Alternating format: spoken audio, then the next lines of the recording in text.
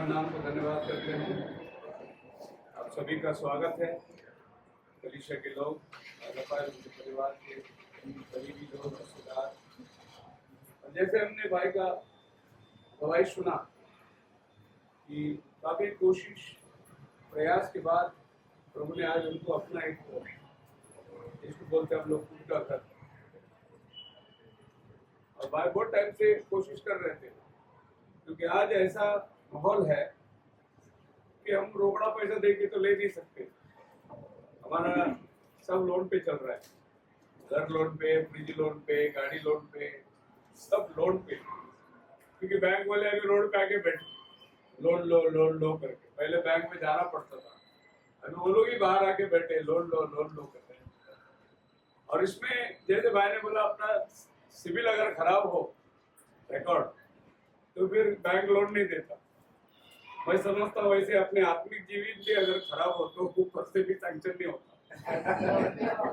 Bank वाला ही नहीं sanction करता तो ऊपर वाला कहाँ सैंक्शन करता। उसके लिए हमारा रिकॉर्ड अच्छा होना बहुत जरूरी है। जैसे ये लोग चाहते हैं हमारे रिकॉर्ड, वैसे वो भी हमारा।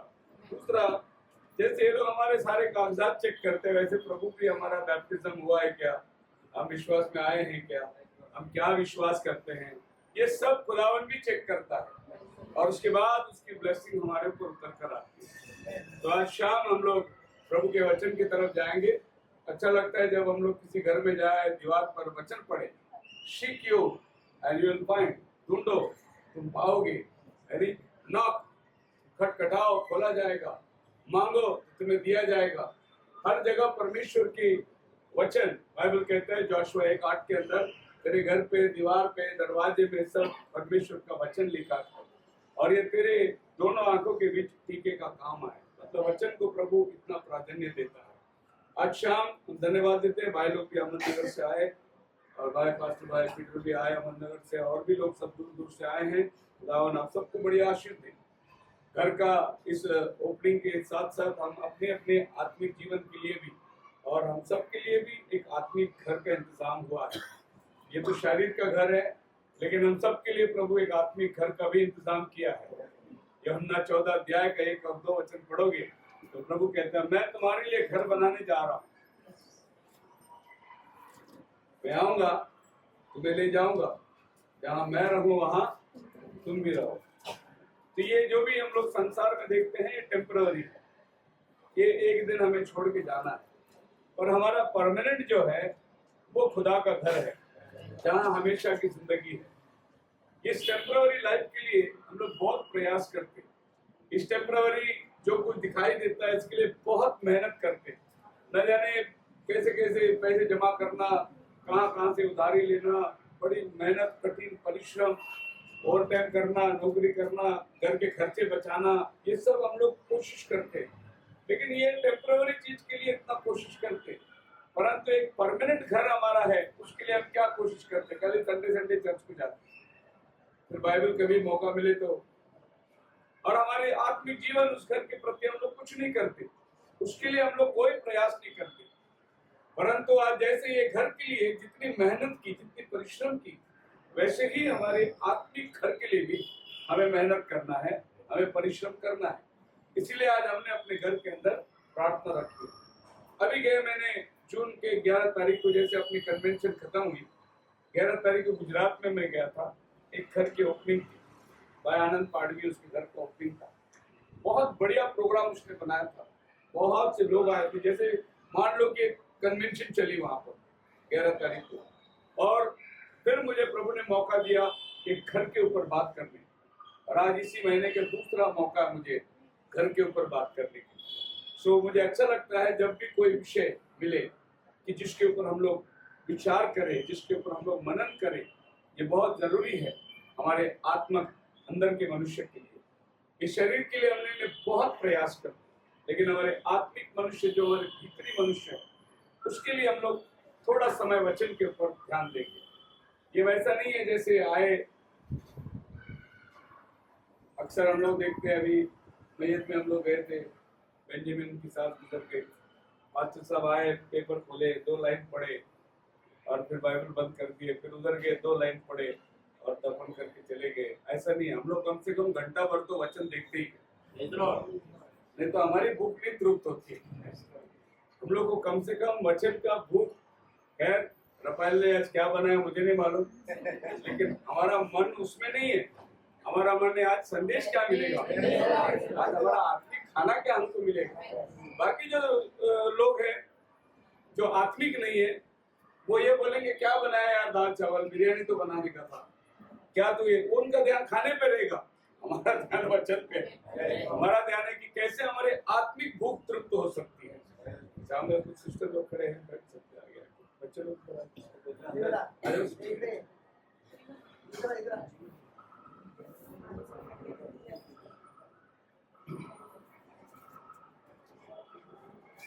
बाइबल पढ़ते हैं इब्रानी की किताब उसका 3 अध्याय और उसका 4 वचन।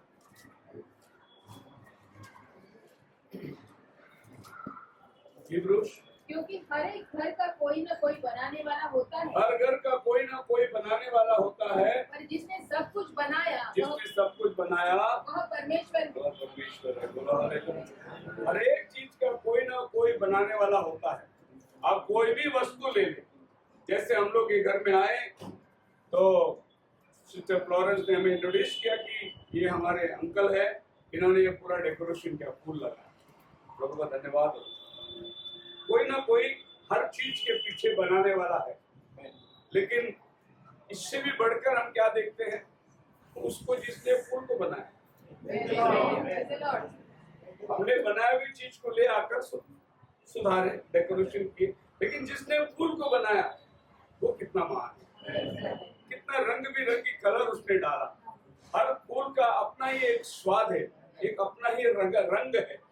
देखो तो बाइबल यही कहता है हर कोई चीज का बनाने वाला एक है, लेकिन सबका बनाने वाला वो हमारा परमेश्वर है। और आज हम उसी खुदा के सम्मुख में आए हैं जिसने सबको बनाया। चलो मान लो ये घर, चलो बिल्डर ने बना दिया घर को, इसने ये धरती चुना पहला, वो धरती भी बनाने वाला हमारा खुदा है। उसने फिर ये धरती में फाउंडेशन डाला, पत्थर उठा के लाया, वो भी पत्थर बनाने वाला हमारा खुदा है। उसने सीमेंट लाया, जो कुछ उसने लाया, जो कुछ ये घर में लगी है, चाहे लोहा से लेके लकड़ी से लेके हर चीज को आप पीछे मुड़ के देखिए, उसका बनाने वाला कौन है। तो बाइबल कितना सत्य है कि हर एक चीज के पीछे कोई बनाने वाला है, लेकिन जिसने सब कुछ बनाया वो हमारा खुदा है। उस खुदा के सामने जब आ जाएंगे तो हमारे घर के अंदर अनेक बातों को हमें देखना है। जैसे भाई ने बोला कि पहला वाला घर मेरे को नहीं मिला, और एक बात उसने उसके साथ अच्छा बोला, शायद खुदा की इच्छा नहीं, एक अच्छा बात बोला, और मुझे बहुत बार शायद बुलाया उसने, लेकिन मेरे पर टाइम ही नहीं बन पाया कि वहां आकर उस घर में मुझे मालूम पड़ा फ्लैट है, लेकिन मैं कभी गया प्रार्थना नहीं। उनका एक वाक्य बहुत अच्छा था। देखिए बाइबल क्या बोलती है,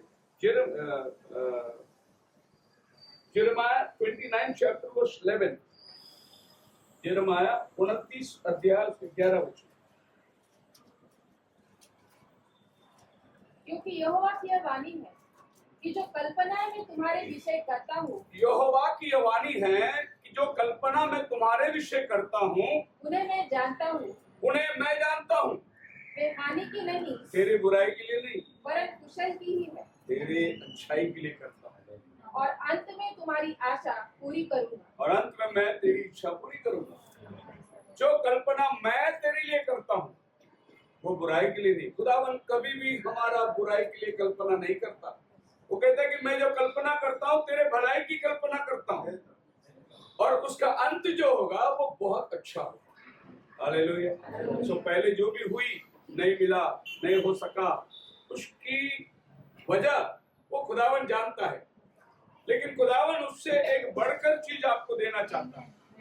एक अच्छा काम परमेश्वर आपके जीवन में लाना चाहता है, क्योंकि वो बोलता है कि मेरे पास तेरा प्लान है, तेरा योजना मेरे पास है। हमारे जन्म से लेकर ये पृथ्वी के आखिरी दिन तक एक एक क्षण जो है वो खुदा के हाथ में प्लानिंग है। उसने अपने हाथ में वो रच के रखा है। हमें बिना प्लान का हम लोग इधर नहीं आए। इवन ये घर भी जो बना ये बिना प्लान का नहीं बना। इसके पहले आर्किटेक्ट प्लान बनाता है, उसके बाद उसकी डिजाइन निकाल कर वो इंजीनियर उसको देता है कि इसकी पाया डाले किस तरीके से, कहाँ इसका दरवाजा होगा, कहाँ लिफ्ट होगा, कहाँ बाथरूम होगा, एक प्लान के हिसाब से बना। और जब पहली बार रफाएल इधर आया होगा तो उसने फ्लैट नहीं दिखाया, उसने प्लान दिखाया, ये है प्लान, उसमें से तुम घर चॉइस करो, ये 2 बेडरूम है, ये 1 बेडरूम है। तो पहले आपको क्या दिखाया, उसने प्लान दिखाया कि कैसे घर यहाँ बनने वाला है। खुदावन बोलता है मैं प्लान बनाने वाला हूँ, किसका? हम सबका जीवन का। हम सबका जीवन का वो प्लान बनाता है। अगर उसने प्लान बनाया तो वो हमारे अच्छाई के लिए बनाया होगा, उसमें बिल्कुल खुदावन बुराई नहीं जोड़ता। बाइबल कहता है, एसाया की किताब उसका 25 अध्याय उसका पहला वचन पढ़िए।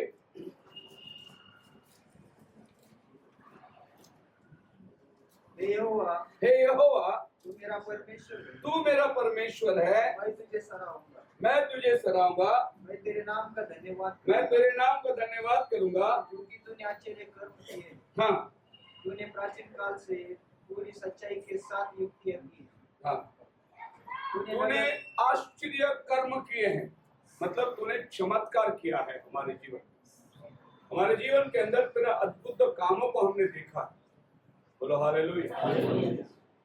प्रभु का कुछ कुछ काम हमारे जीवन में जो घड़ के चला जाता है वो वाकई में एक चमत्कार होता है, इट्स अ मिरेकल। पर हम उस चमत्कार को पहचान नहीं पाते क्योंकि हम लोग उसके पीछे कड़ी मेहनत करे रहते हैं। हम सोचते हैं कि क्रेडिट मेरे को मिलना चाहिए, लेकिन खुदावन जब तक वो मिराकल को नहीं करता तब तक वो क्रेडिट खुदा को नहीं जाता। हम सोचते हैं कि मैंने कोशिश किया, मैंने ये किया, मैंने वो किया। एक अच्छी बात भाई के जीवन में ये देखा मैंने कि वो कहते कि जब ये प्लान लेके गए थे, ब्रोशर घर पे लेके गए थे, तो लोग उसके ऊपर हाथ रखकर उसके लिए क्या करते थे? प्रार्थना करते थे और परिवार के साथ में मिलकर उसके लिए प्रार्थना करते थे। इसी निमित्त परमेश्वर ने ये प्लान उसके जीवन के अंदर हासिल किया। ऐसा ही एक प्रार्थना बाइबल के अंदर है। पहला इतिहास की किताब उसका 4 अध्याय 9 और 10 वचन, और इसी प्रार्थना के ऊपर आज हम लोग मनन करेंगे। ज्यादा टाइम नहीं, मैं थोड़ा टाइम बात करूंगा। देखिए ये प्रार्थना है क्या और ये प्रार्थना हमने कैसे करना चाहिए। यहाँ है जाबेश की प्रार्थना। जाबेश अपने भाइयों से अधिक प्रतिष्ठित हुआ जी, और उसकी माता अपने भाइयों से वो थोड़ा सा अधिक प्रसिद्ध था और उसकी माता ने हाँ, यह कहकर उसका नाम याबेश उसका नाम जाबेश रखा। मैंने इसे पीड़ित होकर उत्पन्न किया। मतलब इसके जन्म में इसकी माँ बहुत पीड़ित हुई, हमें नहीं मालूम, पर वो बहुत दुखी थी इसके जन्म में। और ये बच्चा पैदा होने से उसका माँ अपने दुख को याद रखने के लिए, देखो बाप ने नाम नहीं रखा, माँ ने नाम रखा, क्योंकि जन्म का दुख माँ को मालूम है। तो माँ ने उसका नाम रखा जाबेश। जाबेश का मतलब दुख वाला संतान, बड़े कष्ट से मैंने इसको जन्म दिया, तो उसका नाम याबेश रखा। मतलब ये लड़का एक दुखी लड़का है, इसके आने से मुझे बहुत दुख हुआ है। अजीब प्रकार का नाम है। हम लोग नाम रखेंगे खुशी, तो दुखी करके कौन नाम रखेगा? हम लोग नाम रखेंगे आनंद, पर बुरा नाम कौन, दुखी नाम कौन रखेगा? मैंने आज तक बाइबल के अंदर सब नाम देखा है, पीटर देखा है, जॉन देखा है, मैथ्यू देखा है, सब नाम देखा, लेकिन जूडस नाम मेरे को बहुत कम मिला। यहूदा, उसका नाम कोई नहीं रखता क्योंकि जूडस एक नेगेटिव कैरेक्टर वाला है, उसने यीशु को पकड़वा के दिया। कोई रखता है कि जूडस नाम? कोई नहीं रखता। मुझे नहीं लगता कि मैंने किसी को मिला जिसका नाम होगा जूडस। जूड होगा, जूडस नहीं होगा, लेकिन बाकी सब नाम हम अच्छे कैरेक्टर वाले नाम को लेके रखते हैं। और जब हम इस सोसाइटी के अंदर प्रवेश किए तो बड़ा अच्छा लगा। सोसाइटी का नाम है ऐश्वर्य, ऐश्वर्य। और जाबेश की प्रार्थना, ऐश्वर्य का मतलब, ऐश्वर्यम का मतलब है, ये संस्कृत का शब्द है ऐश्वर्यम, और वो संस्कृत का शब्द का मीनिंग है ब्लेसिंग। इट्स सुपर नेचुरल, अलौकिक जो बात होती है। ऐश्वर्यम का मतलब वेल्थ, संपत्ति, या तुम्हारे को कुछ धन मिला या घर मिला या और कुछ भी मिला, जो कुछ तुम्हें मिला उसको ऐश्वर्यम बोलते हैं। ऐश्वर्य, सुंदरता, ब्यूटी भी ऐश्वर्या को बोलते हैं, पर the real meaning is wealth, घर या जो कुछ आपको मिलता है। सो जाबेश ने प्रार्थना किया, हे प्रभु तू मुझे आशीष दे, दूसरे शब्दों में तू मुझे ऐश्वर्य दे। यही उसका मीनिंग है। आई वांट अ ब्लेसिंग, मेरे ऊपर बरकत होवे। तो जाबेश की प्रार्थना, सबसे पहले एक चीज हम देखते हैं जाबेश की प्रार्थना कैसी है। 10 में पढ़िए। याबेस ने इज़राइल के परमेश्वर को याबेश ने इस्राएल के परमेश्वर को यह कहकर पुकारा। Praise the Lord. प्रार्थना दुनिया में बहुत लोग करते हैं, अपने देवी देवताओं के पास प्रार्थना करते हैं, लेकिन जाबेश की प्रार्थना इस्राएल का यहोवा परमेश्वर के लिए। सबसे पहले अपने जीवन के अंदर यह है कि आप खुदा को जानना बहुत जरूरी है कि तुम्हारी प्रार्थना कौन सुनेगा, तुम्हारी प्रार्थना तुम किसके पास करते हैं। ये दुनिया में देखो, लोग प्रार्थना करने के लिए कहाँ कहाँ जाते हैं, बड़े बड़े तीर्थ स्थान में जाते हैं कि वहां जाएंगे हमारा प्रार्थना सुनेगा। कई जगह लाकर आप देखिए, मतमोली में जाते लोग उधर मोमबत्ती देते हैं। अगर किसी को घर चाहिए तो उधर घर वाला मोमबत्ती है, अगर किसी को पैर का चंगाई चाहिए उधर पैर वाला मोमबत्ती है नहीं? तो वो मोमबत्ती जलाएंगे तो सोचते कि हमको ये वाला बरकत मिलेगा। अगर लड़का चाहिए लड़की चाहिए वो भी मोमबत्ती है उधर, कि तुमको दूल्हा कैसा बनता है, दुल्हन कैसा बनता है। तो ये हम लोग जगह जगह जाकर लोग किधर जाकर किससे मांगते हैं वो निर्भर है। यहाँ बाइबल बोलता है जाबेश ने इस्राएल के खुदा को पुकारा। बहुत बड़ी बात है। आज हम यहाँ इकट्ठे हुए इस्राएल के खुदा के नाम में इकट्ठे हुए। हम सब इस्राएल के खुदा को मानने वाले हैं जिसने आकाश और पृथ्वी का निर्माण है। बाइबल कहता है यिर्मयाह की किताब 9 अध्याय उसके 23 वचन में, इस बात से तुम घमंड मत करो कि तुम धनवान हो। यहोवा यो कहता है जी, बुद्धिमान अपनी बुद्धि पर घमंड बुद्धिमान अपने बुद्धि पर घमंड ना करे, न वीर अपनी वीरता पर, ना वीर अपनी वीरता पर, न धनी अपने धन पर घमंड ना करे, धनी अपने धन पर घमंड करे। परंतु जो घमंड करे अगर घमंड करना है वह इसी बात पर इस घमंड बात करे पर कर कि वह मुझे जानता और समझता खुदा को जानता है। हमारे पास एक विषय है, हमारे पास दुनिया की तरह ऐश और आराम की जिंदगी नहीं होगी, लेकिन हमारे पास सच्चा खुदा को पहचाने हमने कि हमारा परमेश्वर पत्थर मूरत और काट लकड़ी नहीं है, वो आत्मा है, वो जिंदा खुदा है जिसने आसमान और धरती को बनाया। खुदावन कहता है वीर अपनी वीरता पर घमंड ना करे कि मैं बहुत ताकतवर हूँ। ऐसा एक आदमी था बहुत ताकतवर, अपने आप को ऐसे शब्द में उसने बोला I am the king of king. उसका नाम था मोहम्मद अली, नंबर 1 बॉक्सर। उसके साथ में रिंग में आदमी 2 मिनट भी नहीं खड़ा रहता, 2 ही पंच में आदमी को गिराता हो मोहम्मद अली। एक दिन उसने देखा कि उसके साथ लड़ने के लिए कोई नहीं, तो उसने बोला I am the king of king. Ring में खड़े रह के बोला उसने, मैं राजाओं का राजा। उसी के बाद में पहले ये मैच हार गया, क्योंकि राजाओं का राजा केवल यहोवा परमेश्वर है। जब आदमी वो जगह लेता है तो वो आदमी को परमेश्वर छोड़ देता है। ऐसा ही जब आप खुदा के स्थान पर या खुदा की महिमा को आप लेना चाहोगे तो वीर अपनी वीरता पर नहीं, ना धनवान अपने धन पर, ना ही बुद्धिमान अपनी बुद्धि पर कि मैंने ये हासिल किया, मैंने ये बना दिया, ये मेरे वजह से हुआ। अगर घमंड करने का कोई वजह है तो हमारे पास एक ही कारण है घमंड करने का, कि हम सच्चे अद्वैत परमेश्वर को जानते हैं। ये मैं नहीं कहता, खुदा कहता है मुझे जानने में ही तो घमंड करना और किसी बात को घमंड नहीं करना।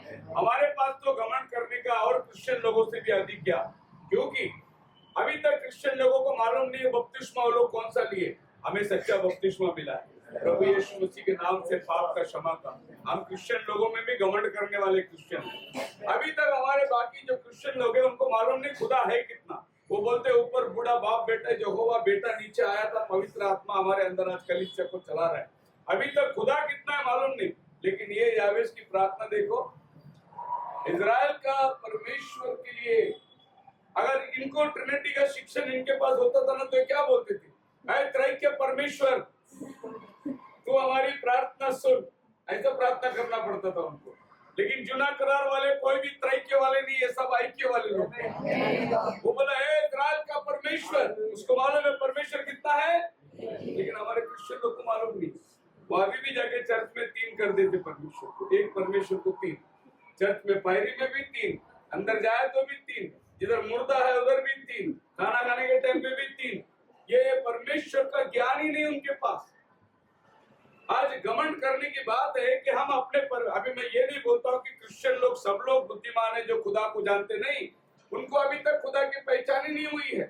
पर बाइबल हमें बोलता है कि अगर तुझे घमंड करना है, आप पढ़ सकते हैं पहला कोरिन्थियों 15 अध्याय 34 वचन। देखिए पौल क्या कहता है, और यह वचन कितना हकीकत है। देखिए आप, धर्म के लिए जाग उठो, धर्म के लिए जाग उठो और पाप न करो, पाप न करो, क्योंकि कुछ ऐसे हैं जो परमेश्वर को नहीं जानते। क्या नहीं, परमेश्वर को ही नहीं जानते। ऐसे कुछ लोग हैं जो परमेश्वर को नहीं जानते। मैं जब संडे स्कूल में था तो मैं उर्दू बाइबल पढ़ता था, हमारे पास्टर को उर्दू बहुत पसंद आता था, ये वचन बार बार पढ़ते थे। उर्दू में ऐसा लिखा है, धर्म के लिए जाग उठो,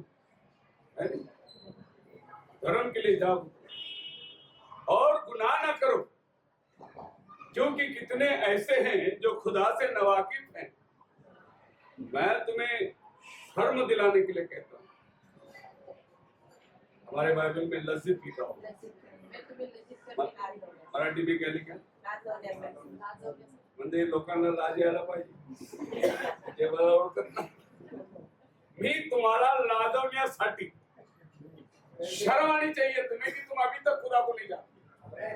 पौल बोलता है कि कितने ऐसे हैं जो खुदा से नवाकिफ पे खुदा को जानते नहीं, पर मैं तुम्हें शर्म दिलाने के लिए कहता हूँ क्योंकि तुम्हें अभी तक खुदा की पहचान नहीं। सो आज सबसे बड़ी चीज जाबेश के जीवन में उसने सच्चे खुदा को पहचाना।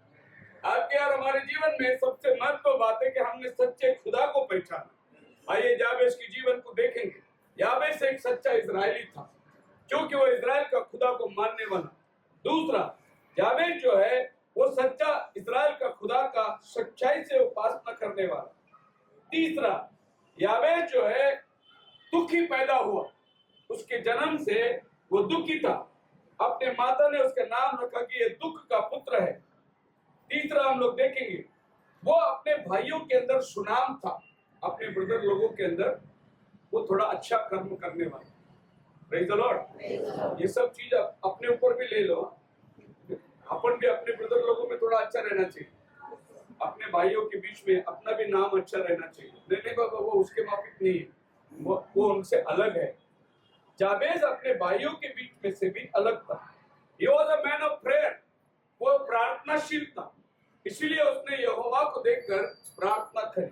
He was an ambitious man, उसके मनों में तमन्ना थी, इच्छा थी कि प्रभु उसकी प्रार्थना सुनेंगे।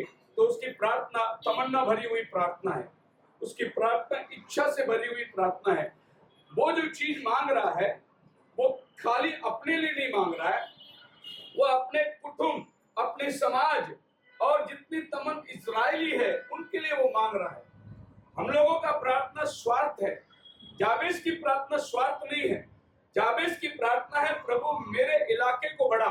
देखिए उसकी प्रार्थना क्या है।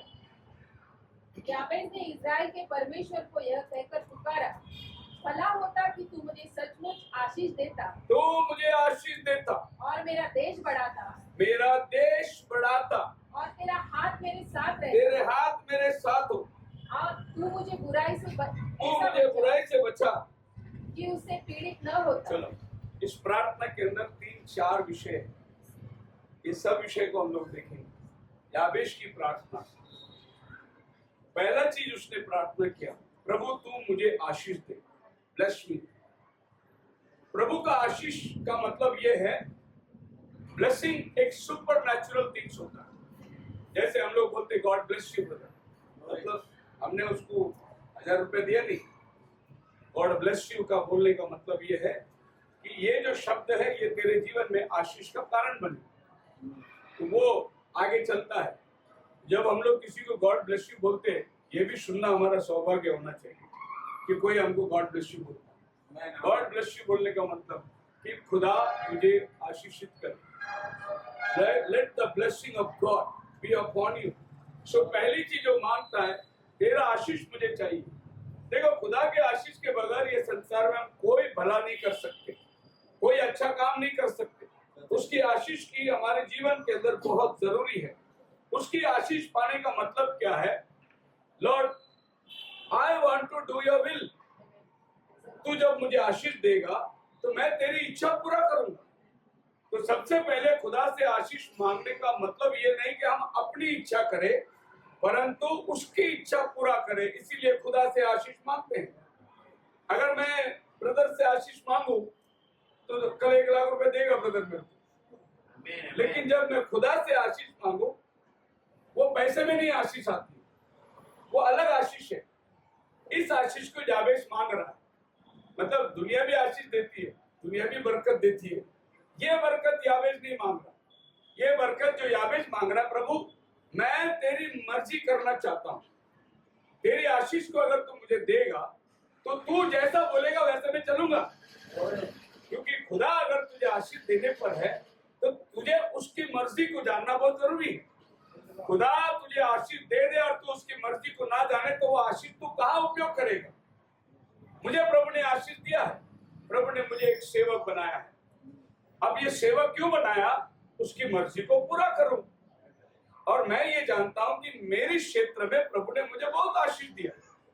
तो हर आदमी जो यहाँ बैठा है अपनी क्षेत्र में खुदा से आशीष मांगे।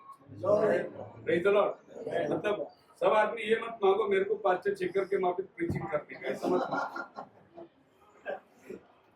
तुम्हारे लिए खुदा ने क्या आशीष रखा है वो मांगो। उस क्षेत्र के अंदर प्रभु तुम्हें बढ़ाए। अगर तुम दूसरे की कॉपी करने को आशीष मांगोगे तो कभी नहीं मिलेगा। परंतु तुम्हारे लिए जो परमेश्वर ने ठहरा है उसे अगर मांगोगे तो तुम्हें परमेश्वर दैविक आशीष देगा। We see God blessing our life to become a miracle। हम परमेश्वर की आशीष इसलिए चाहते हैं कि हमारा जीवन एक चमत्कारिक जीवन बन जाए। जहां हम अपने आप को नहीं बचा सकते, संभल सकते, वहां वो अपना हाथ को देकर हमें बचाता है। इसीलिए हमें उसकी आशीष चाहिए। जहां हम कंट्रोल के बाहर चले गए होता है हमारे साथ, लेकिन उसकी आशीष अगर रहेगी तो वो हमें अपने हाथों हाथ बचा लेता है। जैसे अपने बहुत सारे जीवन के अंदर हुआ। पिछले जीवन में हम लोग नगर जा रहे थे, मार्शल घाट के अंदर हमारी गाड़ी आउट ऑफ कंट्रोल हो गया। हो सकता है हमारी गलती होगी, हम थोड़ी स्पीड में ज्यादा थे, हमको रोड नहीं मालूम पड़ा, हमारी गलती होगी, लेकिन खुदा ने अपने हाथों हाथ हमें संभाल लिया। इसको बोलते हैं खुदा के आशीष हमारे साथ रहे। जब कन्वेंशन खत्म हुई, रात को ब्रदर बेंजामिन 2 बजे निकले पुणे जा रहे करके। हमने बोला ब्रदर इतना रात को आप मत जाइए, आंखों में नींद लगेगी, आप सवेरे जल्दी निकलिए। नहीं, उनको जाना था क्योंकि उनकी सास हॉस्पिटल में थी। और 1 घंटे के बाद हमने क्या देखा, फोन आया, पास्टर उसका मेरा एक्सीडेंट हो गया। उसकी गाड़ी इस तरीके से वो कंटेनर के अंदर घुस गई कि वो फोटो आप देखोगे तो आप सोचोगे नहीं कि ये गाड़ी में कोई बचा भी होगा। पूरा बोनेट स्मैश हो गया कंटेनर। लेकिन प्रभु देखो, दोनों भाई आशीष को, अभिषेक को और उनके पिताजी को एक खरोच पे आने नहीं दिया। मतलब ये है, तुमने गलती करी, तुम्हारे पास क्षमता नहीं थी, तुम्हें आंखों में नींद था, लेकिन तुम ताकत लगा रहे थे कि मैं जाऊं, तो उसी की वजह से तुम्हें नींद लगी। लेकिन तुम्हारे गलतियों में भी उसका हाथ आपके साथ आ गया, आपको संभाला। इसीलिए हमें आशीष की जरूरत है। खुदा की आशीष, उसकी ब्लेसिंग हमें इसीलिए चाहिए। Jabez mean that not he knew God can bless him. याकूब 4 अध्याय उसके 2 वचन में लिखा है कि हम मांगते हैं, खुदा देता नहीं है। उसका वजह क्या है? क्योंकि हम अपनी स्वार्थ को पूरा करना चाहते हैं, इसीलिए हमारी प्रेयर डिले होता है। हमारी प्रेयर आगे क्यों चली जाती है? बड़ा मिला आपको याकूब 4:2। तुम लालसा रखते हो और तुम्हें मिलता नहीं, इसलिए तुम हत्या करते हो, तुम दाह करते हो। तुम आशा रखते हो, मांगते हो, तुम्हें मिलता नहीं, क्योंकि तुम उसको अपने स्वार्थ में खर्च करना चाहते हो, इसीलिए तुम्हें मिलता नहीं। बहुत समय आपने बड़ी प्रार्थना रखी होगी, कुछ प्रार्थना आपका अनआंसर्ड रहा होगा। आप विचार करो कि वो प्रार्थना का प्रतिफल आप कहाँ इस्तेमाल करोगे, वो कहाँ आप उपयोग करोगे। जो चीज आपको मिल नहीं रही है उसके डिले का कारण क्या है? तो ये बाइबल हमें बतलाता है, तुम अपना खुद के लिए सोच रहे हो, तो यहाँ परमेश्वर की आशीष आपके जीवन में नहीं मिलता। दूसरा चीज याबेश ने मांगा, एनलार्ज माय टेरिटरी। पहला चीज उसने मांगा, ब्लेस मी लॉर्ड। दूसरा चीज जो खुदा से मांगा, मेरी बाउंड्री को बढ़ा, मेरा बॉर्डर को बढ़ा, मेरी प्रीति, अब चले मेरे कंपाउंड को तो बढ़ा। वो कोई जमीन नहीं मांग रहा था जहां वो कंपाउंड बांध के बैठा है और बोल रहा था कि मेरे को और 2 एकड़ और मेरा कंपाउंड बढ़ा के दे, ऐसा नहीं मांग रहा था। माय टेरिटरी, मेरा बॉर्डर का मतलब है मेरी जो भी सीमा है लाइफ में, मैं वो सीमा से आगे बढ़ना चाहता हूँ। मेरी जो कैपेसिटी है मैं उससे आगे जाना चाहता हूँ, वो मेरी टेरिटरी है। बोला हालेलुया। 2000 साल में जब हमारी मुलाकात हुई थी, ब्रदर चौहान आए थे अंबरनाथ में, पुणे में कन्वेंशन के लिए हम आए थे पहली बार 2000 आकुर्डी में प्रार्थना थी। सो हम लोग पहली बार मैं अंबरनाथ से बाहर कन्वेंशन के लिए जा रहा हूँ 2000, और पहली मीटिंग ये पुणे के अंदर आकुर्डी में हुई थी। एक छोटा सा झूठ था और वहां परमेश्वर ने पहले दिन एक बहुत बड़ा चमत्कार दिखाया। जब हम लोग वहां पर सवेरे 5 बजे उतरे तो ब्रदर आए मेरे पास में, बोले पास्टर जी 100 से भी अधिक लोग इधर है, रुकने वाले हैं पास्टर जी, इधर पानी नहीं, बोरिंग जल गया, 7 दिन हो गया, मोटर भी नहीं मिला, तो प्लीज प्रेयर करो कि अपने को पानी सॉल्व हो जाना चाहिए। ऐसे हम लोग सामान रखे, क्या बताओ उस टाइम पे सवेरे 4 बजे रिक्शा भी नहीं था, हम लोग स्पीकर सब कंधे पे उठा के लाए। गाड़ी वड़ी तो उन दिनों में थी नहीं, 2000 साल की बात कर रहा हूँ, तो ज्यादा नहीं, आज से 22 साल पहले की बात कर रहा हूँ। हमने हाथ उठाकर प्रार्थना करी, प्रभु तूने यहाँ तक हमें लेकर आया, अब यहाँ की मीटिंग के लिए हर एक जरूरतों को तेरे चरणों में रखते हैं, हर कमी को तो पूरा कर करके जब आमीन बोले, सड़क के बाजू में जहाँ प्रार्थना कंपाउंड में कर रहे थे, कंपाउंड के बाहर फाट करके जोर से आवाज आया तो पानी ऊपर तक उड़ गया। ये ब्रदर दौड़ते हुए गए, बोले अरे कमाल हो गया, पाइप फूट गया, पानी का पाइप फट गया। तो मैं बोला प्रभु हमारे लिए दिया है पानी। वो वापस आके बोला इतना प्रार्थना करो, 3 दिन कोई बनाने को नहीं आना चाहिए। अजी मैंने बोला प्रभु ने हमारे लिए दिया है तो 3 दिन कोई नहीं आएगा बनाने। शुक्रवार, शनिवार, रविवार 3 दिन वहीं से पानी, खाने को पानी, नहाने को पानी, हर धोने को पानी। अब देखिए मैं ये विश्वास करता हूँ कि उस दिन प्रभु ने चट्टान से पानी पिलाया, आज पाइपलाइन था बाजू में, प्रभु पाइपलाइन से पानी पिलाया। 3 दिन पानी की घटी नहीं हुई। ये हमारा पहला कन्वेंशन का चमत्कार। उसके बाद में प्रभु फिर हमें कोल्हापुर के लिए बुलाया, फिर कोल्हापुर, बारामती, ऐसे। और आज मैं इंटरनेशनल तो नहीं हूँ लेकिन नेशनल तो बन गया हूँ। जिस दिन बाहर गाँव जाऊंगा तो इंटरनेशनल प्रीचर हो जाऊंगा, लेकिन अभी नेशनल प्रीचर है। अभी काशी से लेके कन्याकुमारी तक हर डिस्ट्रिक्ट का नाम लो आप, हर स्टेट का नाम लो आप। परमेश्वर मुझे वहां पर अपने वचन के लिए लेके गया। मैंने क्या मांगा, प्रभु मेरी टेरिटरी बढ़ा। पहले मेरी टेरिटरी थी अंबरनाथ, फिर मेरी टेरिटरी बनी पूना, फिर मेरी टेरिटरी बनी गुजरात, फिर मेरी टेरिटरी बनी पंजाब, दिल्ली, पटना, बिहार। आप सब लोग तो साक्षी है इस कन्वेंशन में, लोग कहाँ से आए थे, ये लोग सब क्यों आए थे, इन सब के पास हम गए थे, इन सबको हम शुभ समाचार दिए थे। बोला हालेलुया। जो सिस्टर भागलपुर से आई थी बपतिस्मा लेने के लिए, 3 साल से वो इंतजार कर रही थी कब लॉकडाउन खुलेगा, कब ट्रेन चालू होगा, कब मैं आकर आपके हाथ से बपतिस्मा लूं। जब मैं भागलपुर गया था वो था जनवरी का महीना, बहुत ठंडी का महीना, कि दोपहर को 2 बजे तक तो उजाला ही नहीं दिखता, इतना धुआं रहता है। और 2 से 4 बजे तक लोग बाहर निकलते हैं, जो भी खाना पीना खरीदना, दुकान 4 बजे के बाद फिर लू चलना शुरू हो जाता है, ठंडा, और कोई बाहर नहीं रुकता। तो 12 बज गए, हम बोले ब्रदर मीटिंग कभी है? बोले पास्टर जी बस अभी 2 बजे लोग आएंगे बाहर मीटिंग सुनने। आंगन में 12 मीटिंग रखा था, 2 बजे से 4 बजे तक। आप 4 से आगे गए कोई भी नहीं बैठेगा, सब उठ के चले जाएंगे। तो दोपहर को 2 से 4 बजे तक मुझे प्रचार का मौका दिया था भागलपुर में, बिल्कुल बांग्लादेश का बॉर्डर। ऐसा ठंडी मैंने कभी अनुभव नहीं किया। हम लोग को जिधर सुलाया था वो गद्दे के नीचे धान का घास है ना, वो डाल के रखा था। बोले कि इससे गर्म मिलेगा आपको, और गद्दा विद्दा नहीं दिया था, नीचे घास लगाए, उसके ऊपर चादर डाले, उसमें सुलाए, बोले इससे आपको गर्मी मिलेगा। और 2 दिन में मेरे कान सब बंद हो गए, मुझे मतलब बाजू का आदमी बोलता वो भी नहीं सुनाई दे रहा था, इतना ठंडी। लेकिन आपको मालूम है वहां तक परमेश्वर ने हमें लेके गया। आज वहां पर परमेश्वर ने इतना बड़ा काम किया कि वहां से कई सेवक लोग आकर आज यहाँ बपतिस्मा लेके गए। प्रभु ने मेरी टेरिटरी को बढ़ा दिया। अभी मैं मेरी बात कर रहा हूँ, आप अपनी बात करिए। आपकी टेरिटरी क्या है? आप सेल्समैन हो, आपका बिजनेस है, आप अपनी टेरिटरी को बढ़ाइए। आप ऑफिसर हो, आप बोलो मेरे को प्रमोशन दीजिए प्रभु।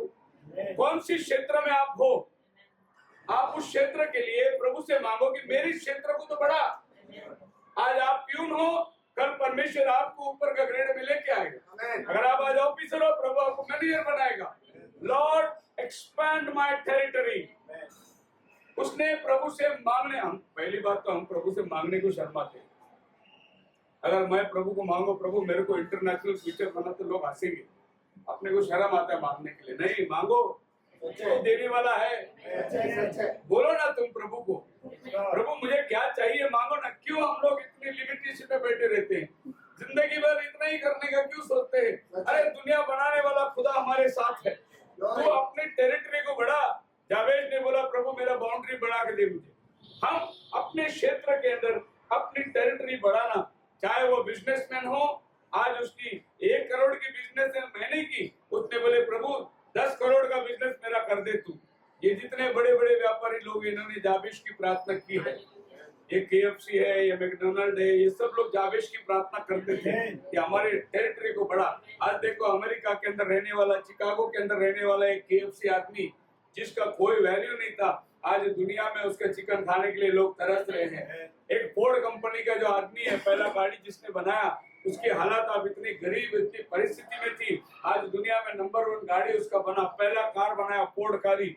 ये आदमी लोग सब ये वचन को मानते थे, मेरी टेरिटरी को बढ़ा। हालेलुया। एक बार फोर्ड कंपनी वाले की गाड़ी एक्सीडेंट हो गई और वो सिस्टर जिसने गाड़ी का एक्सीडेंट किया, बड़ी कंपनी की मालकिन थी, उसने क्या किया, एक तेल का डब्बा होता है बड़ा वाला, वो डब्बे को ऐसे छेदा करके उसने भेज दिया कंपनी को, बोला तुम्हारा गाड़ी है डब्बे के माफिक है। वो कंपनी वाले ने क्या बोला, इसको पेपर में डाल दो। मैनेजर सब परेशान हो गए, बोले अपना कंपनी का बदनाम है, वो डब्बा इस तरीके से छेदा हो गया। बोलता नहीं, ये पेपर में डालने के बाद जिन्होंने फोर्ड नाम नहीं सुना उसके कान में भी फोर्ड नाम जाएगा, डाल दो उसको। हमारी कमजोरी में ही हमारी बड़ाई है। यही पौल बोलता है, मेरी वीकनेस के अंदर मेरी मजबूती है। जब हमको कोई नालिश करता है, जब ये जिसने ये बल्ब बनाया और ये एटॉमिक बॉम्ब बनाने वाला, क्या नाम है उसका? नहीं,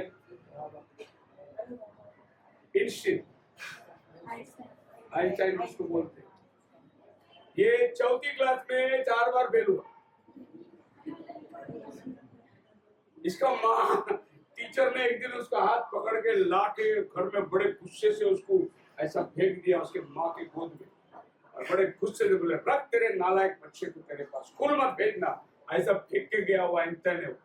उस दिन उसके टीचर ने जो गाली दे के गई, उसके टीचर को देखा आंखें से आंखें मिला के, और दिल में सोचा मैं कुछ ऐसा करके दिखाऊंगा सारा दुनिया मेरे को मानेगा। और उसने बनाया एटॉमिक बॉम्ब, एटॉमिक ये पावर तुम के निकाला, डायनामिक जो पावर है उसने निकाला।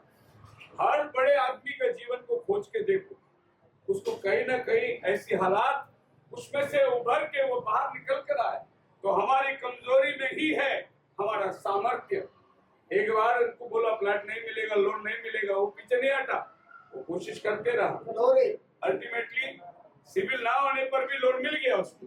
अल्टीमेटली हम लोग आज उसके खुद के घर में आके बैठे हुए हैं।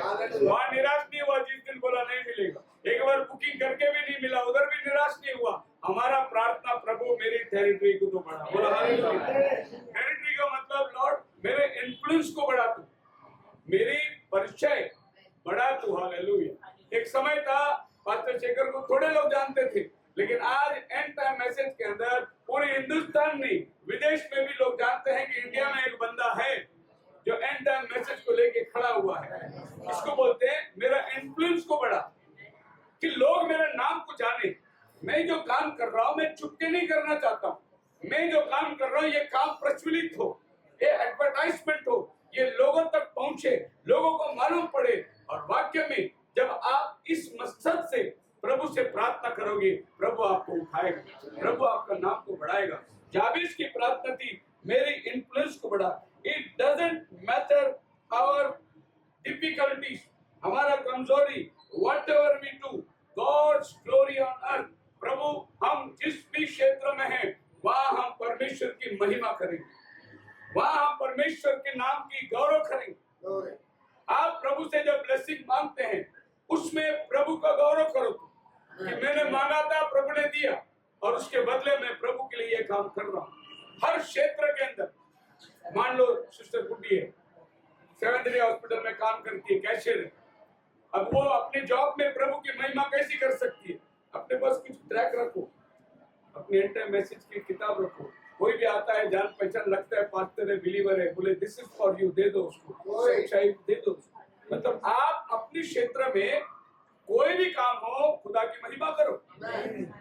पास्टर सैमुअल मन्ना जिसने मुझे ऑर्डिनेट किया, पास्टर बॉम्बे में बीएसटी का ड्राइवर थे, वो बड़े डबल डेकर बस चलाते थे अंधेरी से कुर्ला, लेकिन वो अपने पास में पूरे इतने ट्रैक रखते थे, यीशु तुम्हें क्षमा करता है, यीशु तुम्हें बचाता है नहीं, ये ट्रैक रखते थे।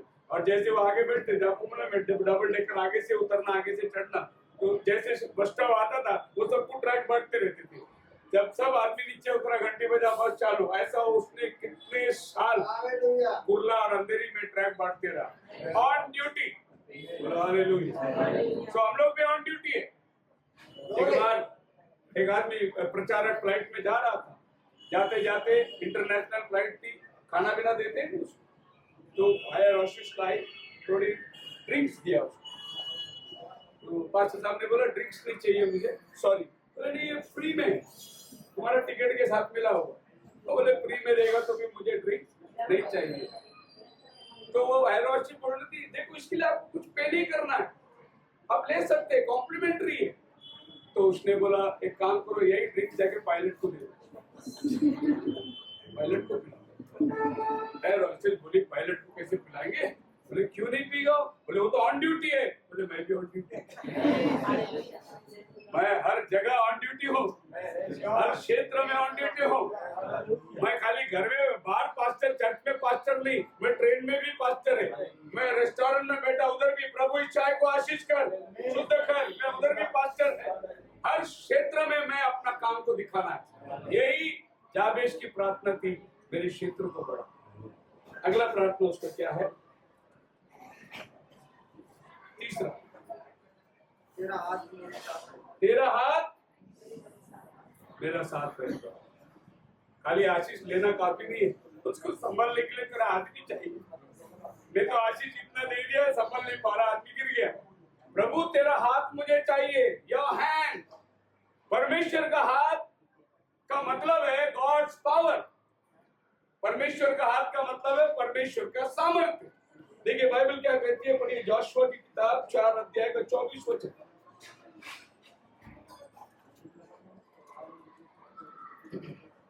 जोशुआ 4 अध्याय 24 वचन। इसलिए कि पृथ्वी के सब देशों के लोग जी जान लें कि यहोवा का हाथ बलवंत है। यहोवा का हाथ बलवंत है। सारे पृथ्वी के लोग जाने यहोवा का हाथ बलवंत है। बोलो हालेलुया। हमने परमेश्वर के लिए आशीष मांगी, परमेश्वर से मांगा प्रभु हमारे कन्वेंशन आ रही है तो काम कर। तो हमने सब तैयारी करी है नी, पंडाल लगा दिए, हॉल सजा दिए, बैनर लगा दिए, सब लोग अप टू डेट हो गए। लेकिन आपको मालूम है उससे भी बढ़कर खुदा का हाथ उतर के आया। वहां जो दुष्ट आत्मा कांप रही थी, वो क्या देख के कांप रही थी? वो पास्टर शेखर को देख के नहीं कांप रही थी, वो खुदा के उपस्थिति को देख के कांप रही थी। So the power, the God's power is called the hand of God. Bible कहता है, पढ़िए इज़ाया की किताब 59 चैप्टर वर्स 1। इज़ाया 59। यहोवा का हाथ ऐसा छोटा नहीं हो, यहोवा का हाथ छोटा नहीं हो गया कि उद्धार न कर सके, कि वो तुम्हारा उद्धार नहीं कर सके, वो तुम्हें छुड़ा ही नहीं सके। उसका हाथ छोटा नहीं, वो सामर्थ्यवान खुदा है। उसके हाथ से कोई भी चीज आप नहीं बोल सकते नहीं मेरे खुदा से हुआ नहीं। नहीं, क्या उसका हाथ छोटा है? इसी हैंड शॉट? नो, वो हर एक काम को संभव में बदलने वाला परमेश्वर। डॉक्टर बोलेगा नहीं हो सकता, ऑपरेशन अभी खत्म हो गया, अभी सब कुछ नहीं कर सकते, लेकिन परमेश्वर के हाथ में दो उसका हाथ डॉक्टर के हाथ से भी बड़ा है। यही इज़राइल बोलते क्या हमारा खुदा का हाथ छोटा है? नहीं, हर असंभव को संभव में बदलने के लिए जाबेश की प्रार्थना, पहले तो ऐ इज़राइल के खुदा, दूसरा मुझे आशीष दे। पहले उसने खुदा को पहचाना, दूसरा उसने आशीष मांगा, तीसरा कहता है तेरा हाथ मेरे साथ रहा। प्रेरितों के काम पढ़िए 11 अध्याय उसका 21 वचन। प्रभु का हाथ उन पर था और बहुत लोग विश्वास करके प्रभु की ओर थे। पहले कलीसिया, प्रभु का हाथ था उनके साथ, तब बहुत लोग विश्वास किए। आपकी सेवा के साथ प्रभु का हाथ, आपके आशीष के साथ प्रभु का हाथ, आपके हर क्षेत्र के अंदर प्रभु का हाथ। प्रभु का हाथ अगर आपके जीवन में नहीं हो, बहुत से बार क्या हो जाता है, बहुत बढ़िया हो गया, शादी हो गया, बहुत अच्छा घर, ये सब मिल गया, बाद में देखा तो घर टूट गया। प्रभु का हाथ नहीं है। प्रभु ने आशीष दिया लेकिन बाद में प्रभु का हाथ नहीं पाते। उस काम के अंदर हमने देखा कि वो ठोकर खा लिया, नुकसान हो गया, बहुत बड़ा बिजनेस स्टार्ट कर दिया बड़ा धूम धमाके से, बाद में देखा तो बिजनेस बंद हो गया। तो जावेद बोलता है तू मुझे आशीष देगा ना, साथ में तेरा हाथ भी दे, मेरा कारोबार बंद नहीं होना चाहिए, चलते रहे। हालेलुया। ये नहीं कि लोग मुझे नाम रखे, ये नहीं कि लोग मेरे परमेश्वर को कुछ कहे, इसीलिए तेरी आशीष मुझे चाहिए, तेरा हाथ मुझे चाहिए, क्योंकि तेरा हाथ मुझे संभालते रहेगा। हम लोग पहली कलीसिया में खुदा का हाथ था, इसीलिए वो बढ़ता गया। आज हमारे साथ भी खुदा का हाथ होना बहुत जरूरी है। चाहे आप किसी क्षेत्र में हो, हमारे साथ प्रभु का हाथ होना जरूरी है। खुदा का हाथ रहेगा, जो आशीष तुम्हें मिली है उससे कोई छीनेगा नहीं। जो आशीष तुम्हें मिला है तुम कभी नुकसान में नहीं होगे, खुदावन तुमको आगे ही लेके जाएगा। चौथी चीज जो बोलता है, प्रभु तेरा आशीष क्यों चाहिए, तेरा हाथ क्यों चाहिए, ताकि बचाए। और तू मुझे बुराई से ऐसा बचा रखता कि मैं उससे पीड़ित न होता। मैं पीड़ित, उसका नाम जाबेस रखा क्योंकि बहुत पीड़ा में वो जन्म लिया। वो बोल रहा है प्रभु मेरा नाम तो पीड़ा है, लेकिन तेरा हाथ आएगा तो मैं पीड़ा से बाहर निकलूंगा। वो बोल रहा है प्रभु मैं पीड़ित ना हो, मुझे दुखी ना कर, क्योंकि मेरे जन्म में मेरे माँ ने मेरा नाम जावेद रखा क्योंकि वो बहुत दुख उठाई। मेरा नाम दुखी है, लेकिन तेरा आशीष पाने के बाद मैं दुखी नहीं रहना चाहता, मुझे ये दुख से उभर बाहर। आज आपके और हमारी प्रार्थना खुदा के पास ऐसा होना है, प्रभु तुम मुझे दिया कोई बात नहीं, लेकिन मेरे को आशीष दे, मैं इसमें दुख नहीं चाहता, मुझे तो अपने खुशी से भर। लगातार आपकी प्रार्थना खुदा के पास लगी रहे और खुदा से बोले प्रभु मैं इसमें टूटना नहीं चाहता, मुझे चाहिए प्रभु, मैं दुख में नहीं रहना चाहता, प्रभु मुझे तेरा हाथ चाहिए। आज बहुत से बार हमारे घर के अंदर परेशानियां हैं, मुसीबत है, तकलीफ है। बाइबल कहता है कि अगर खुदावन का हाथ तुम्हारे साथ हो तो परमेश्वर ये सारी बातें तुम्हारे जीवन से दूर करता है। दूसरी बात, अगर समझो मैं प्रभु का हाथ नहीं मांगू और आप सोचते हैं कि मेरा जीवन खुशहाली से है, अच्छा है, तो उसको मैं ऐसा बोल सकता हूँ, Satan is not concerned about you. शैतान को तेरे बारे में कोई फिक्र नहीं समझे। अगर तुमको तकलीफ नहीं है, मुसीबत नहीं है, संकट नहीं है, तो शैतान तेरे पे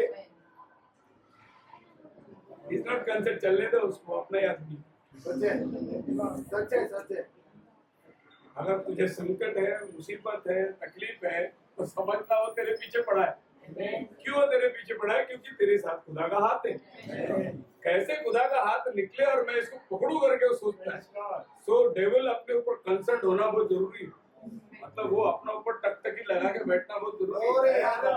मैंने हमेशा एक उदाहरण कहा था, नहीं, शैतान ने एक बार लोगों अपने चेलों को बोला जाओ तुम जहाँ जहाँ प्रार्थना, जहाँ जहाँ जो भी होता है सब नाश करो, नुकसान करो।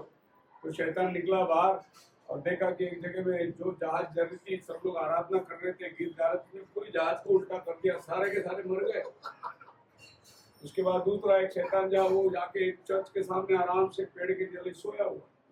लूसीफर शाम को बोले क्या किया तूने? बोले मैंने वो जहाज में सब विश्वासी लोग जा रहे थे, उल्टा कर दिया, सब मर गए। लूसीफर बोला, अरे पागल, वो सब के सब स्वर्ग में गए, कर करके क्या किया। फिर दूसरा लूसीफर के चेला को देखा, वो आराम से एक चर्च के बाहर पेड़ तले सोया हुआ है। उसको बोला, अरे मैं तेरे को क्या बुलाया, उधर आराधना चल रहा है, तू सोया हो।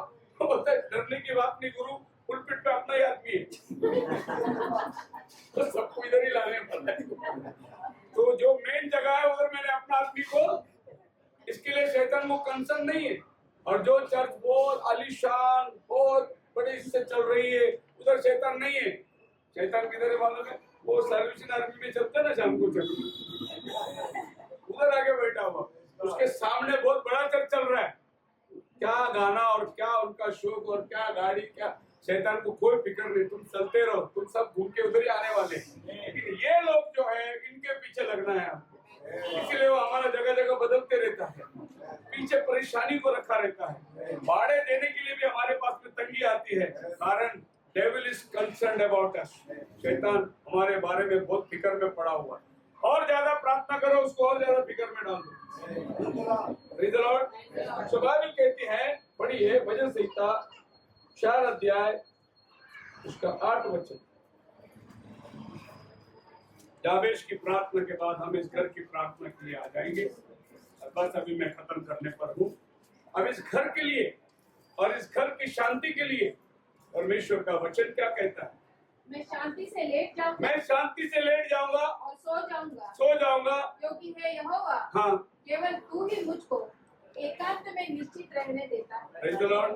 अगर घर के अंदर शांति चाहिए, नींद आना चाहिए, सुकून चाहिए, दाऊद की तरह, हे यहोवा, तू जब मेरे घर में है, मैं शांति से लेट जाऊंगा। नहीं तो देखो, आदमी बेचारा कंपनी का मैनेजर घर में आ रहा है, इतना टेंशन, रात को नींद का गोली खा के सोता, क्योंकि टेंशन ही इतना है उसको। दाऊद बोलता है, मैं सुकून से सोऊंगा, कोई टेंशन नहीं रहेगी, क्योंकि यहोवा मेरे घर में है, यहोवा मेरे साथ है। इस घर में सबसे प्राधान्य क्या चाहिए? बाइबल कहता है, लूक की किताब 19वां अध्याय उसका 9 वचन। लूक 19 में। तब यीशु ने उससे कहा, हाँ, आज इस घर में उतार आया। आज इस घर में, ये घर में क्या चाहिए? प्राधान्य, उद्धार चाहिए। Praise the Lord. ये जक्कैया नाम का आदमी पेड़ पर चढ़ा था, यीशु को देख के उतर आया। प्रभु बोला, मैं तेरे घर आना चाहता हूँ। आज हमने रफाएल ने, उनकी फैमिली ने सबको दावत दिया, इन्विटेशन दिया, व्हाट्सएप में डाला, बुलाया सबको, सब आए। लेकिन हम सब आने का और यीशु ने आने का, तो हमारा सब आने का उपयोग है नहीं। सबसे बड़ा गेस्ट कौन है? हमारा यीशु। आज तेरे घर में उद्धार आया। जक्कैया का जीवन बदल गया। उसने बोला कि मैं जिससे लिया चौगुना लौटा दूंगा, जिससे छीन के लिया मैं उसको दे दूंगा, मेरी आधी संपत्ति मैं गरीब को बांटूंगा। बहुत बड़ी बात, मेरी आधी संपत्ति, मैंने आज तक जितना जमा किया आधा मैं बांट दूंगा।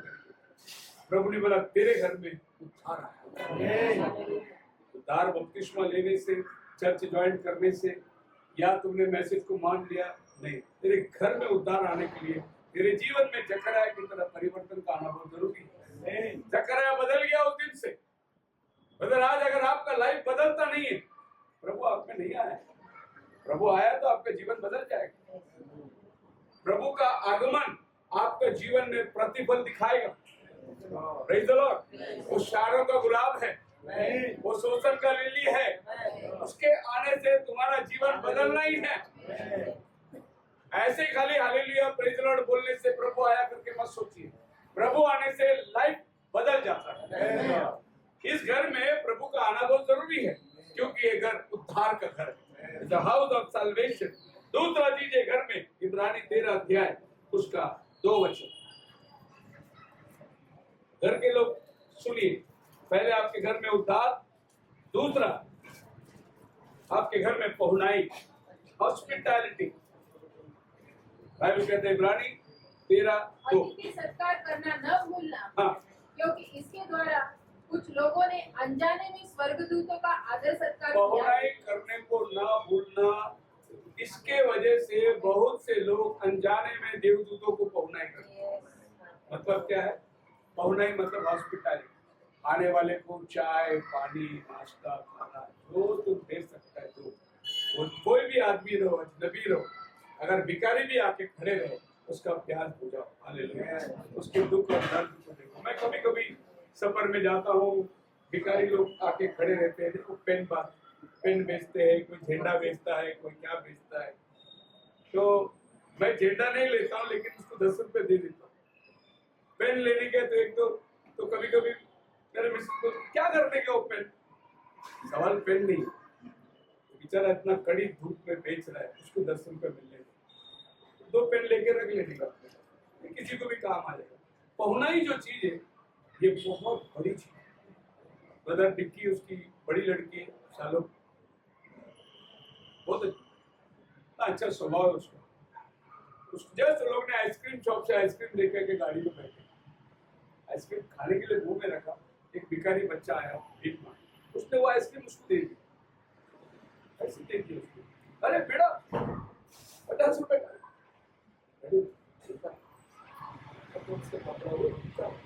आप तो पेट भर के खा के टेस्ट के लिए आइसक्रीम खा रहे, उसको खाना भी नहीं, उसको बोलते हॉस्पिटल।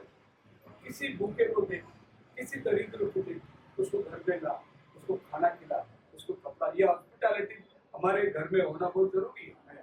तो रात दिन उपवास प्रार्थना करो, प्रभु को खुश नहीं कर सकते। इज़ाया 58 के अंदर प्रभु बोलता है, आजकल जो उपवास तुम रखते हो मैं उससे खुश नहीं होता।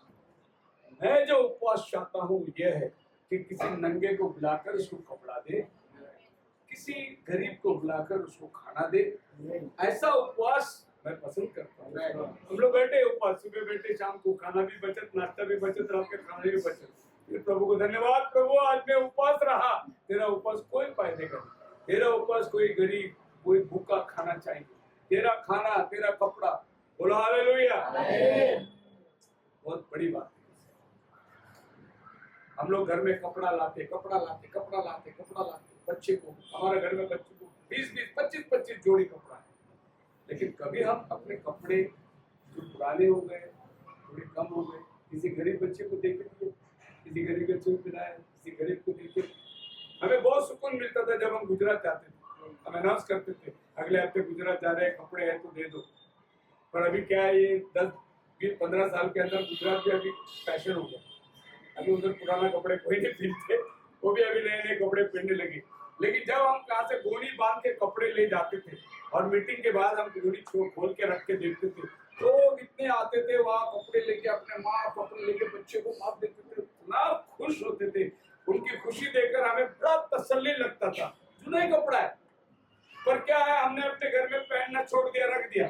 हाँ, अगर भांडी वाले का आवाज सुना बात तो जुना कपड़ा अपने आप निकलता कपड़ से। वो कपड़ा भी फोकट नहीं जाना चाहिए, उसके लिए भी 2 बर्तन घर में आना चाहिए। लेकिन आपका जुना कपड़ा किसी ऐसे नंगी के बदल में जाना चाहिए, इसको बोलते हैं हॉस्पिटैलिटी। अपने घर में पहुनाई जरूर रखो। अगर कोई आया तो तुम सोचते पानी देके जाने के लिए नहीं, कम से कम चाय पिला के भेजो, चाय के साथ बिस्किट तो दो उसको। अगर वो और भी चाहता है, आग्रह है, तो बोलो खाना खा के जाओ भाई। जो भी है मेरे घर में, हमारे पिताजी का एक बहुत अच्छा स्वभाव था, कोई भी पास्टर के नाम में आता था उसको बिठा के खाना खिला के ही छोड़ते थे। खाना नहीं रहेगा तो उसको आधा घंटा बिठा के दाल चावल बना के खिला के छोड़ते थे। हमारा घर हॉस्पिटैलिटी का घर होना चाहिए। इससे एक फायदा है, क्या मालूम है, आपके घर में कभी तेल आटे की कमी नहीं होगी। अगर तुम निकाल कर दोगे ना, आपके घर में कभी भी कमी नहीं होगी। आपका सिलेंडर कभी घटेगा नहीं। आपके घर में आशीष आने का जरिया मैं बता रहा हूँ। खुदावन बोलता है कि तू अपने आप को आगे बढ़ा हॉस्पिटैलिटी के अंदर। और तीसरा चीज, नीति वचन 3:23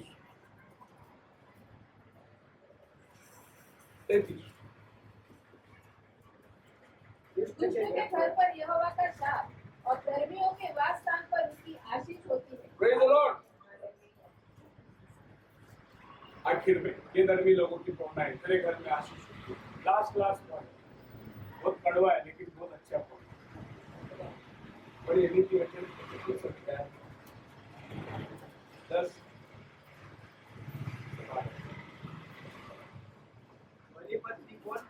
भली पत्नी कौन पा सकता है, है क्योंकि उसका मूल्य मूंगों से भी उसके पति के मन में उसके प्रति विश्वास जी। और उसे लाभ की घटी नहीं होती। देखो, घर, गाड़ी, घोड़ा, बंगला, फ्रिज सब कुछ है, लेकिन ये अगर खराब निकला तो सारा घर नरक बन। भली पत्नी कौन पा सकता है? इंग्लिश में लिखा प्रूडेंट वाइफ और विजडम वाइफ, क्योंकि ये सब चीज को निगरानी रखना, देखना एक भली पत्नी का काम है। Praise the Lord, hallelujah। नहीं तो तुम इधर से दोगे तो पत्नी इधर से देखेगी, इतना क्यों दिया उसको? क्या जरूरत है उसको? क्या जरूरत है उसको? नहीं, घर में एक भली पत्नी का होना बहुत जरूरी है। और कौन पा सकता है? जिसने बीवी पाया उसने तोहफा पाया। एक भली पत्नी घर में हो तो पूरे घर को एकजुट बना के रखती है, पूरे घर को संभालती है। बाइबल कहता है अगर पत्नी है और प्रभु की ओर से दिया गया है तो वो घर को बनाती है। नीति वचन 14 अध्याय का पूरा भली पत्नी के बारे में लिखा है। पूरा भली पत्नी के बारे में, वो अपने घर में सवेरे जल्दी उठती है। पत्नी लोग घर में कैसे उठना है? सवेरे, नहीं तो 9 बज गए, धूप अंदर आ रहा है तभी भी सोया पड़ा है पत्नी। सबसे पहले जल्दी जब सूर्य उदय होता है घर की पत्नी उठना चाहिए। आप घर में जाके नीति वचन 31 पढ़ के देखिए, वो सवेरे उठकर अपने घर के लिए पोशाक तैयार करती है, खाना बनाती है, वो अपने घर की देखभाल करती है, अपना पति का इंतजाम करती है, अपने बच्चों का पढ़ाई का।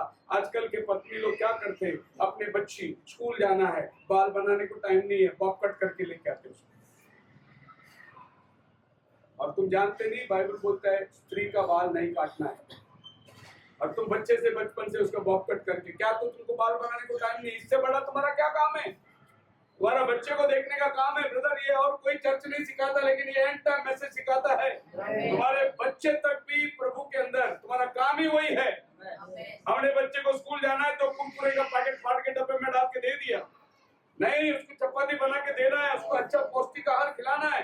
एक अच्छी पत्नी और प्रूडेंट वाइफ वो अपने घर को आशीष का कारण बनती है। अगर ये प्रूडेंट वाइफ का काम नहीं करोगे तो आपका पास जितना भी जो चीज आया वो सब चीज बेकार हो। खुदावन आप सबको बड़ी आशीष दे। हम लोग प्रार्थना के करते हैं।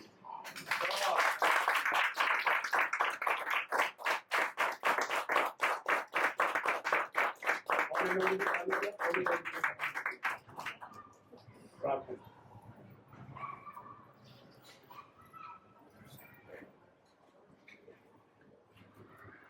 ना सोना मांगू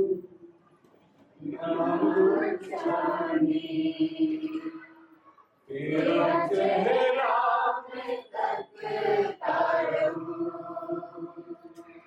ना हीरा मांगू तेरा चेहरा मैं तकता रहूं। तू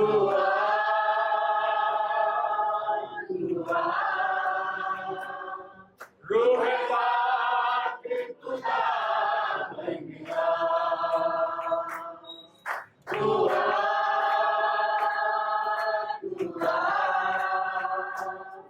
रूह पाक खुदा बन गया। है पाक जाहिर हो, जलाल जाहिर हो, है पाक जाहिर हो, जलाल जाहिर हो। इस घर में, इस घर में, इस घर में मसीहा हो। ना सोना मांगू ना मांगू चांदी, तेरा चेहरा मैं तकता रहूं। ना हीरा मांगू ना मांगू मोती, तेरा चेहरा मैं तकता रहूं। तू आ, तू आ, रूह पाक खुदा बन गया। तू आ, तू आ, रूह पाक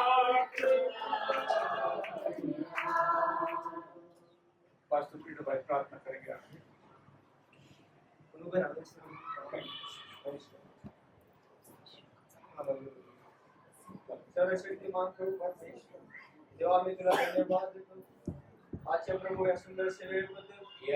वचन आमच्यामध्ये आलं प्रभू. या बेजाच्या जीवनामध्ये प्रभू तू आशीर्वाद दिला प्रभू. आणि जसे त्यांनी गुडघे टेकून प्रार्थना केली इस्रायलच्या परमेश्वराकडे आणि तू म्हटला तू मला आशीर्वादित कर. हो तू म्हटला की तू मला वाढव, माझा देश वाढव, तुझा हात माझ्या बरोबर असू दे. हो परमेश्वर आज हो दे की आज या मंडळीवर तुझा हात असू दे प्रभू. की आज जरी 100 असतील तर उद्या ते 200 होऊन जाऊ दे प्रभू. हे परमेश्वर बढुतरी तू पाठव प्रभू. हे देवा तुझ्या आत्म्याचा अभिषेक तू पाठव प्रभू. हे देवा ज्यावेळी तुझा हात येईल ही मंडळी अधिक वाढेल प्रभू. म्हणत नाही संख्येमध्ये परंतु आत्म्यामध्ये वाढू दे प्रभू. हे देवा पवित्र आत्म्यामध्ये ती मंडळी वाढू दे प्रभू. हे देवा आज तुझी कृपा त्यांच्यावर पाठव प्रभू. हे देवा तू आम्हाला किती चांगले तू पास्टर दिलेले आहे. हो देवा याची किंमत किती आहे परमेश्वर. तुला मंडळीला इतके चांगले पास्टर तू दिलेले आहे प्रभू. साधा त्यांचा प्रभू तुझा हात त्यांच्यावर आहे. हो प्रभू मी तुला धन्यवाद देतो. माझा भाऊ राफेल बद्दल तुला धन्यवाद देतो. सुंदर घर त्याला दिला आहे प्रभू. या घरामध्ये तुझा आशीर्वाद असू दे. या घरात तुझा हात असू दे प्रभू. ज्यावेळेस या घरात तो येईल या ठिकाणी प्रेर असू दे प्रभू. ज्यावेळेस विश्वासी लोक येतील प्रभू तुझं भजन इथं गायलं जाऊ दे. या घरामध्ये सदा तुझी स्तुती होऊ दे प्रभू. जगातल्या सर्व गोष्टी निघून जाऊ दे आणि प्रभू तुझी ब्लेसिंग तुझा आशीर्वाद या घरामध्ये येऊ दे प्रभू. कृपाने अनुग्रह कर. सारे महिमा प्रभू आम्ही तुला दे. प्रार्थना प्रभू येशूच्या नावात. आमेन. हालेलुया हालेलुया हालेलुया हालेलुया. Thank you Jesus. Thank you Jesus. Thank you Jesus. Thank you Jesus. विश्व मसीह का कृपा शांति समाधान पवित्र आत्मा का सहभागिता आपसे लेकर इस घर में यहाँ उपस्थित प्रत्येक व्यक्ति भरपाल और परिवार के साथ सदा बनी रहे. सब मिलकर कहे आमीन.